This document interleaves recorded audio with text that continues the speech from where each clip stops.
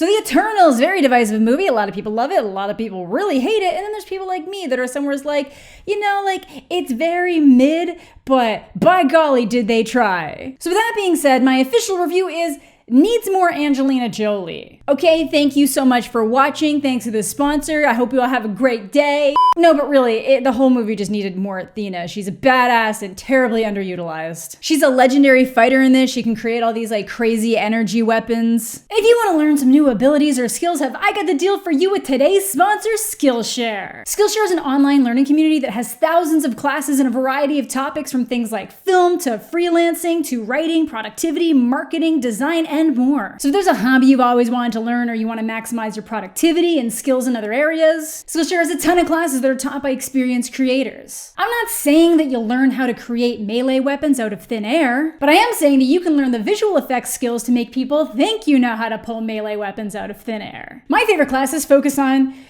focus and productivity. So some of my favorite classes are ones taught by fellow YouTubers Ali Abdaal and Thomas Frank, particularly Frank's Productivity for Creatives, which set me up with great skills to be the best me that I can be. So if you're looking to learn new skills, start a YouTube channel, or just increase the knowledge that you already have, Skillshare has a variety of beginner, intermediate, and advanced classes in editing, design, business, lifestyle, marketing, and more to help you every step of the way. They're constantly launching new premium classes so you can explore your creativity wherever it takes you. And right now, Skillshare is offering the first 1,000 people who click the link in the description below a 1-month free trial so you can start your creative learning journey today. But yeah, this movie's just been kind of wild on the review side of things. Some people loathe it, and it's not just the traditional critics that you might expect to not mess with it. It's a lot of different YouTubers hate it, a lot of just general Marvel viewers aren't super impressed, but then a lot of people really enjoyed it, or at least what it was attempting to go for. I have friends who, honestly, I don't know what they saw, but they're reacting to it the way that I reacted to 9 Days back at Sundance. Watch 9 Days. I don't think they're all Marvel fanatics either. I'm sure some of them are, but a lot of people just really resonated with aspects of this movie, whether it be the characters or certain themes that were being explored or certain emotions. And then there's the people who hated it because it's loaded with awkward dialogue. There's not enough time to flesh out any of the characters. A lot of the story just feels very disconnected from other things going on in the MCU, and some of it just feels it not necessarily retcons, but it just doesn't feel like it meshes with what's already there. There's weird time jump structures, weird choices for what some of the characters in the movie actually do. And then there's little interesting nuggets of the story that can just never be fleshed out because there's no time. The movie's already 2 hours and 46 minutes long, and there still wasn't enough time. And I honestly think there was probably an issue with a lot of the critics watching this weren't Marvel fans, they were Chloe Zhao fans, who recently won the Academy Award for Nomadland, even though The Rider is the better movie, but that's neither here nor there. But if you're not a Marvel fan and you're just watching this because you're a fan of Chloe's work, I just don't see a world where you're gonna love this. Maybe I'm completely wrong. Different people like different things. I'm sure there's a minority of people that will really enjoy it if that's their descriptor. And that people really appreciate the scope of what you had to work with and try to condense all into one movie. But it's not like Taika Waititi doing Thor Ragnarok that had room to feel similar to his other work and really vibe with that current state of the MCU. Right now, I think people are already dealing with maybe a little bit of fatigue with some of these new character introductions and just how big everything got. And there's the certain projects people seem really excited for. And then this stuff just feels like it has to try to weasel its way in. I did really enjoy Shang-Chi, but they're still gonna have all the old faithfuls. They're still gonna throw in the humor. Some of it's gonna work, some of it's not. And it's still always working in service of something bigger than itself within this franchise. And its own vibe ends up feeling like something that would be more at home in the DC universe, which makes sense. Chloe Zhao said she did draw inspiration from Man of Steel, but I was getting a little bit more of a Whedon's Justice League vibe not most areas, but in some areas, but it's fine. The Man of Steel vibes are there too. And I absolutely get the low scores. The movie is kind of a mess. I'm glad that people are enjoying it, but when you really kind of stop and think about what happened, it is just 2 hours and 46 minutes of let's get the gang back together, which isn't always terrible. That can work. It's just, I don't know, you get to the end and it's none of it was unpleasant to be watching necessarily. It just felt like a mess, and a mess that you don't necessarily know what the purpose was. And then of course it just has to be this huge end of world scenario, which there's some deeper emotions running through there, but there's no time to flesh any of it out. So it just led to this real lack of emotions in areas, and then areas where the emotions felt like they were forced because we didn't care about these characters yet. And I'm super into emotions in movies. That's where I turn up. And I'm also super into movies that deal with what it means to be humans and humanity as a whole. So this really should have been my shit. Point being, I think this is a very ambitious movie that just has way too much on its plate for the time it has to work with. I get that they wanted it to be a movie because these characters deserved that, to be on the big screen in that way, but there is like no reality where this wouldn't have been better as a series on Disney+. So honestly, before we go any further, what the hell is the Eternals? So no spoilers to start, just kind of like a basic rundown of like what the story sets up and like who the characters are. So the Eternals in this movie are a group of superpowered immortal beings that are basically like gods that were sent to Earth by the celestial Ereshkigal to take out the deviants so that humanity and intelligent life could continue to grow.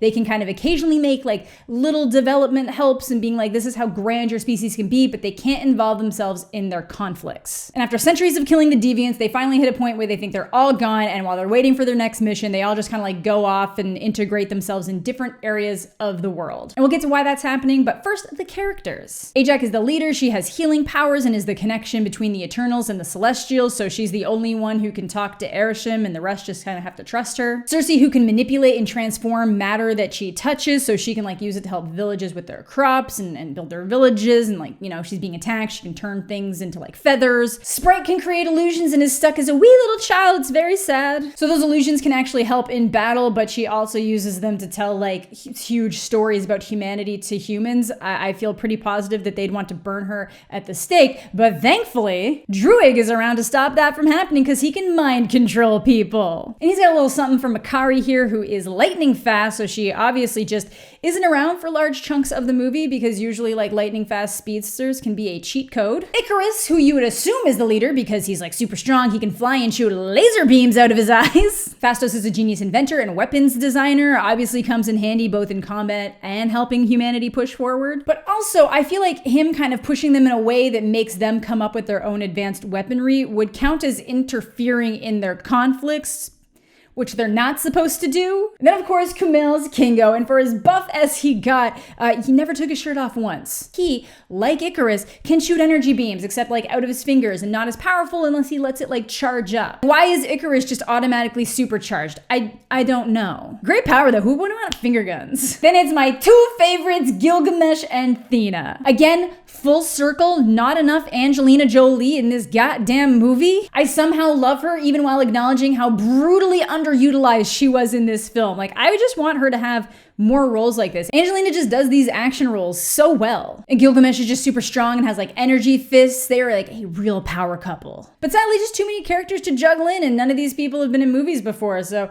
it didn't always go well, but I appreciate the efforts. It just makes me think back to how like well lived in Guardians of the Galaxy felt when they had to introduce like 5 characters that no one really gave a shit about. Like even comic book fans weren't necessarily like huge Guardians of the Galaxy fans. And I realized that they are literally working with half the number of characters, which again, that is an issue with this movie, but I still feel like I knew who all of those characters were, even if they weren't the ones getting the central focus. What made them tick, what contributed to their struggles and that shared trauma that brings them together so effectively. And I feel like all that's lacking here because some of them just don't even seem to have genuine emotion. They come across as like a little sociopathic. And like, I get it, they're literal gods, but that's not a compelling story to me. And then I feel like they kind of messed up the one that's supposed to be empathetic. So it all just kind of contributed to it feeling very mid. Like a lot of the characters I like the most just didn't have enough time to be fleshed out. I'm also really done with world-ending plots that don't feel like they came with any kind of emotional buildup or payoff. Like Thanos felt like a genuine battle where you didn't know what was gonna happen next, and that had been kind of building up over multiple movies. Like I absolutely know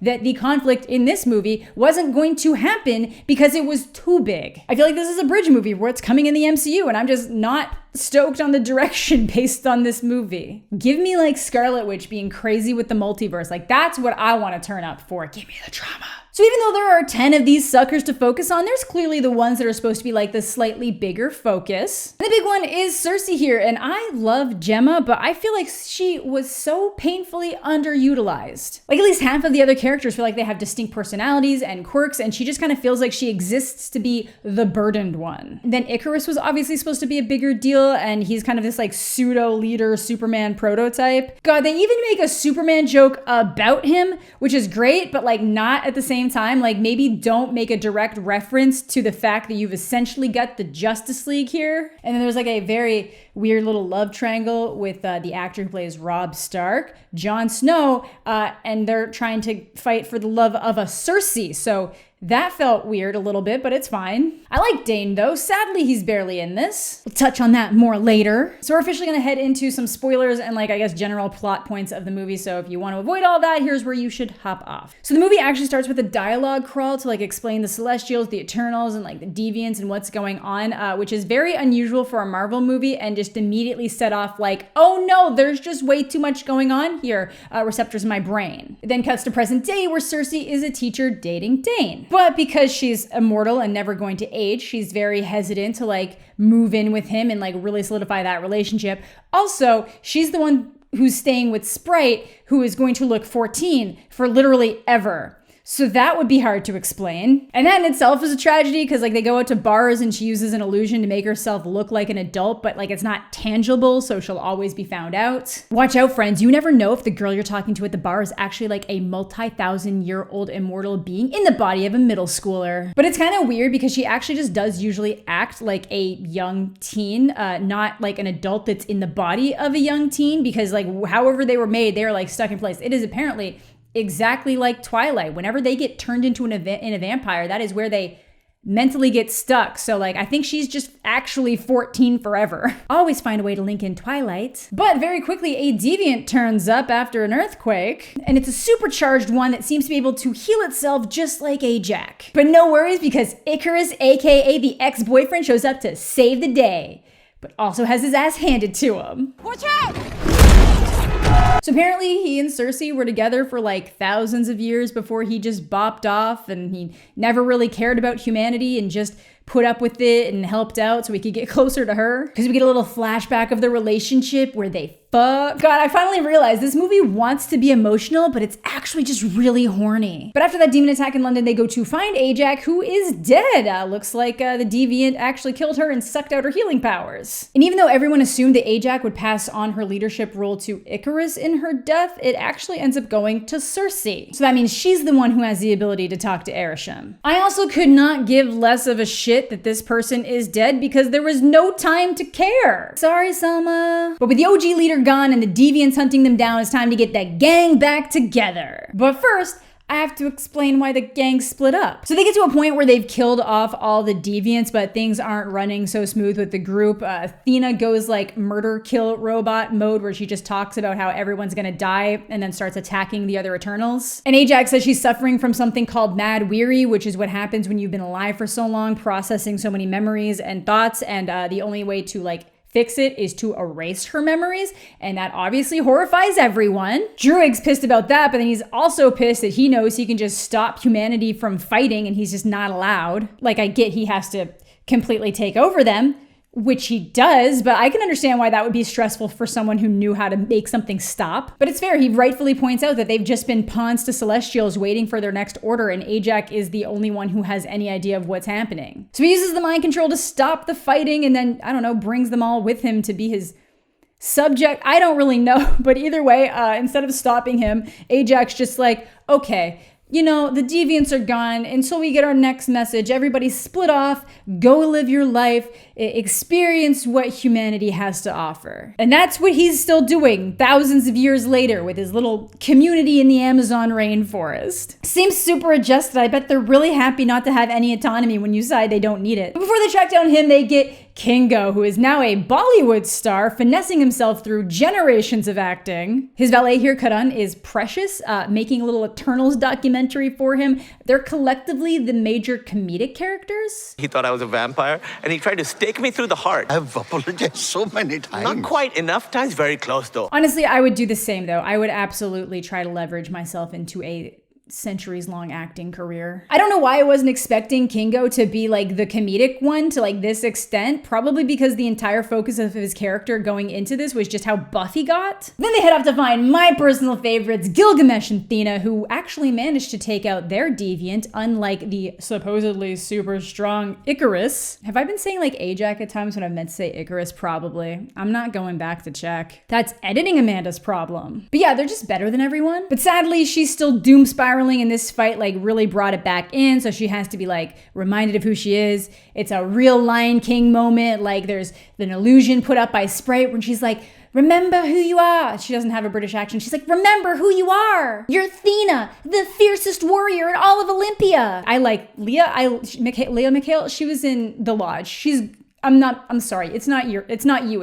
It's the writing. This is when Arishem decides he finally wants to present himself to Cersei. And surprise, they're not there to actually like protect humanity for humanity's sake. They're there to protect humanity because they stuck a celestial seed in the core of the earth that needs intelligent life energy to grow, which will then burst out of the earth as a celestial, destroying it, including like literally everyone on earth. And I guess the deviants were what were originally created to take out like the apex predators on the planet to help humanity grow, but then they started developing themselves and became the dominant predators, so they needed to make the Eternals that would always just stay the same so that they could take out the deviants. So they are literally glorified cyborgs.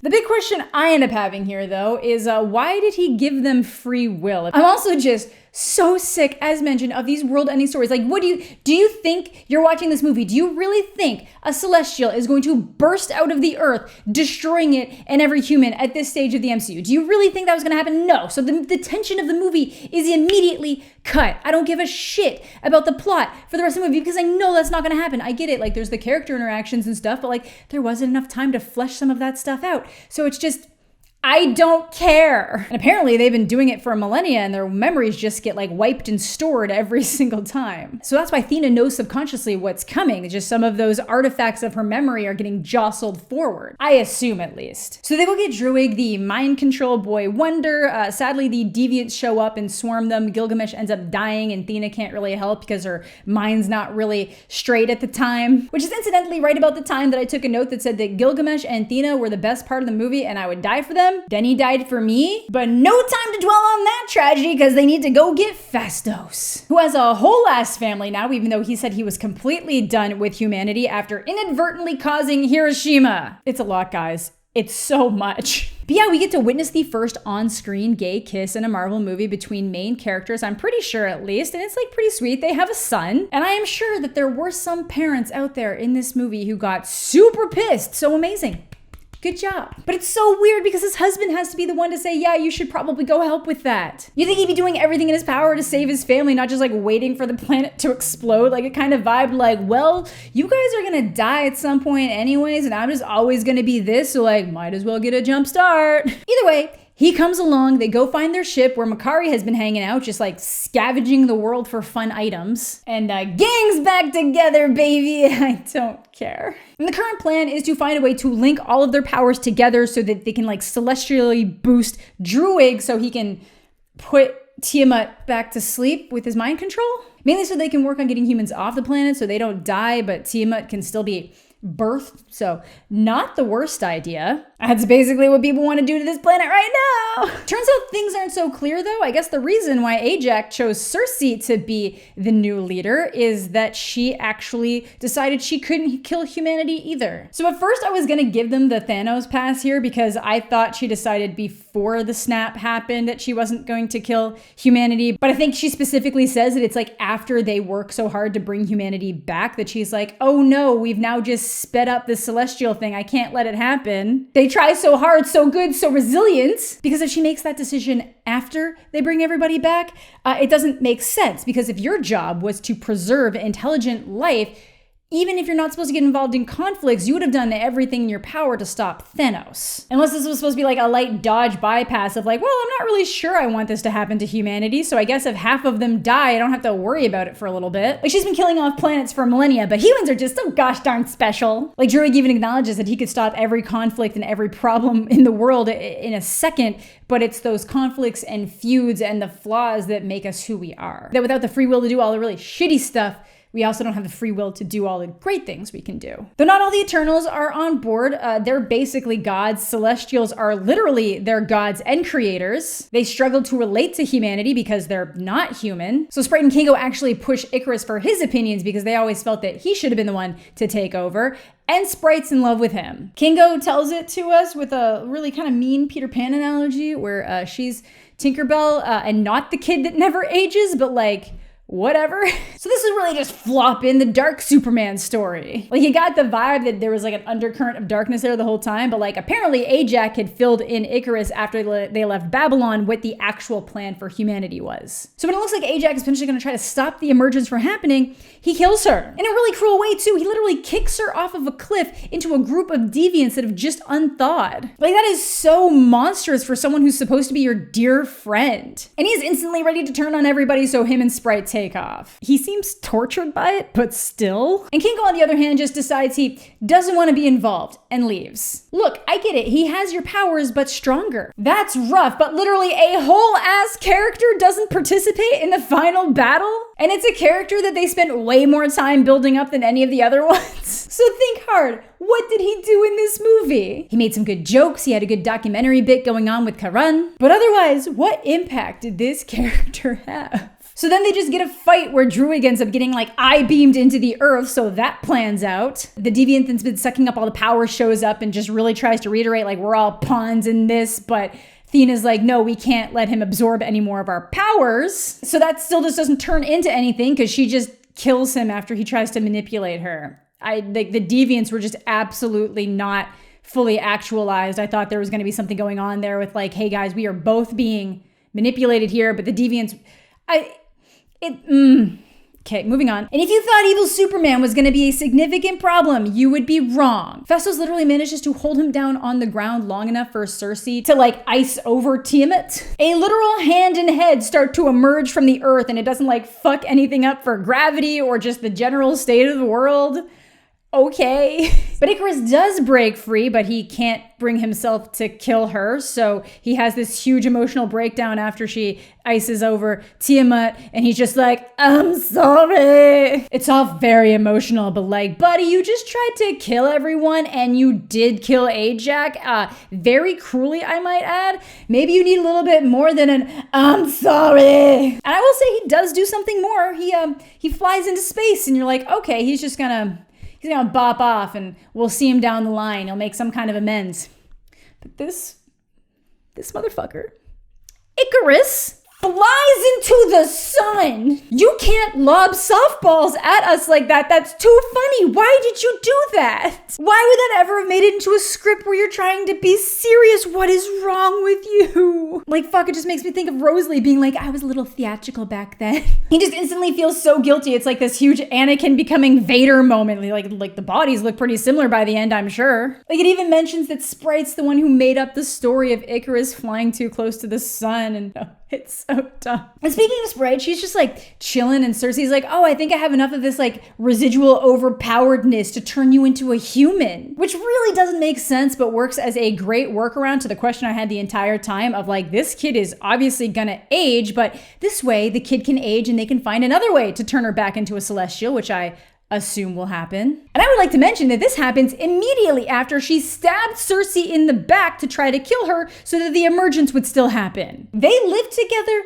for centuries, and this little shit tried to kill her. And while doing it, literally said she was always jealous of her because she loved Icarus, making it a little more personal than just like, sorry, the emergence has to happen. Then they're just completely chill moments later. Like, I get that when you're alive for that long, little feuds kind of, maybe they don't mean that much, but she stabbed you in the back. So Athena, Druig, and Makari head off to try to find other Eternals to see if they can kind of like stop this celestial business or find a different way. And the others all stay on Earth. So it cuts back to London, where Kingo's just back and acting like he didn't completely fucking bail on the final battle, saying things as if he was involved. I'm so confused. Sprite gets sent off to boarding school, and Cersei goes to have a chat with Dane to like be completely honest, and then he says, hey, well, you know, my family history is a little bit more weird than I originally thought. But then Cersei gets beamed into space, where Arishem is like, hey, you killed a celestial. You have deemed humanity so important, so I'm going to be putting your memories on trial to figure out if they're actually worth all of the trouble you just caused. So I'm guessing there's going to be some kind of like, yeah, like they waged war, they destroy the environment, they ruin so much, but they're also really be beautiful as a species trial. I don't know why I said beautiful so weird, but like, that's kind of dope. I like the idea of that. And that's how it ends. I actually have no idea why Kingo got zapped because he didn't join in, he bailed. Which brings us to the end credit scenes. By now we expect there are two. So we got the first one, which is good,